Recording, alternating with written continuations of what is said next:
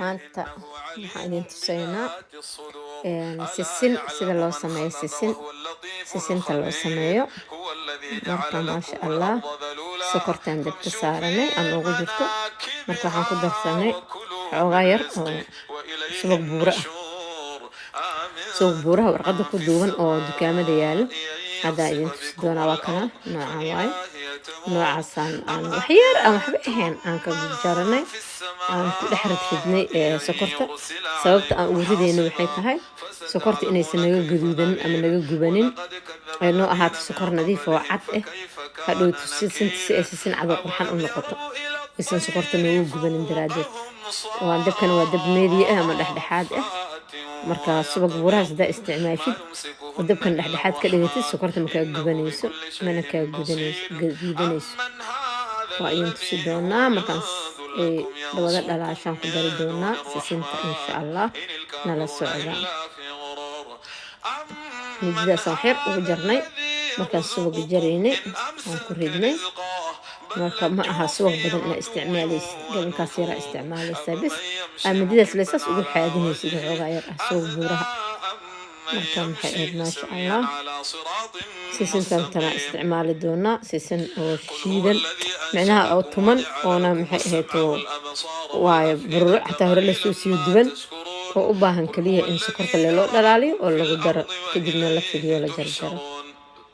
ويقولون متى هذا الوعد إن كنتم صادقين إنما العلم عند الله قرآن كان مقول وأنا نذير مبين فلما رأوه زلفة سيئت وجوه الذين كفروا وقيل هذا الذي كنتم به تدعون قل أرأيتم إن أهلكني الله ومن معي أو رحمنا فمن يجير الكافرين من عذاب أليم قل هو الرحمن آمنا به وعليه توكلنا فستعلمون من هو في ضلال مبين قل أرأيتم إن أصبح ماؤكم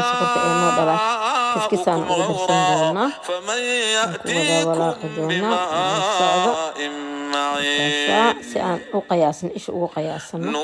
hadda wayna wada deeqaysa intaan haysanay والقلم وما يسطرون ما أنت بنعمة ربك بمجنون وإن لك لأجرا غير ممنون وإنك لعلى خلق عظيم فستبصر ويبصرون بأيكم المفتون إن ربك هو أعلم بمن ضل عن سبيله وهو أعلم بالمهتدين فلا تطع المكذبين ودوا لو تدهن فيدهنون ولا تطع كل حلاف مهين هماز مشاء بنميم مناع للخير معتد أثيم عتل بعد ذلك زنيم أن كان ذا مال وبنين إذا تتلى عليه آياتنا قال أساطير الأولين سنسمه على الخرطوم إنا بلوناهم كما بلونا أصحاب الجنة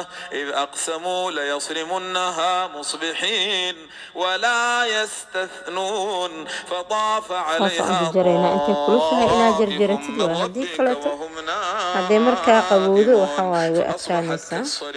فتنادوا مصبحين أن اغدوا على حرثكم إن كنتم صارمين فانطلقوا يتخافتون ألا يدخلنها اليوم عليكم مسكين وغدوا على حرد قادرين فلما رأوها قالوا إنا لضالون بل نحن محرومون قال أوسطهم ألم أقل لكم لولا تسبحون قالوا سبحان ربنا إنا كنا ظالمين فأقبل بعضهم على بعض يتلاومون قالوا يا ويلنا إنا كنا طاغين عسى ربنا أن يبدلنا خيرا منها إنا إلى ربنا راغبون كذلك العذاب والعذاب الآخرة أكبر لو كانوا يعلمون qof kasta oo cuni karaa in kala helo xitaa.